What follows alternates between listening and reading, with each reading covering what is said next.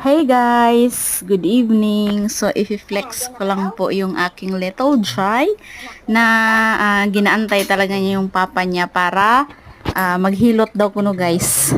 Baka hubog na daw kuno po ijang papa. So, ayan. Habang ako'y nagpapadidi kay Isa, siya po muna yung hilot, nagmasad sa kanyang papa. And then, malapit na din po yung birthday niya, guys. Advance happy birthday, ate. I love you. Galingan sa pag-aaral with no pressure. Study well lang talaga. And sobrang responsible din talaga si ate, guys. Sa pag-aaral niya.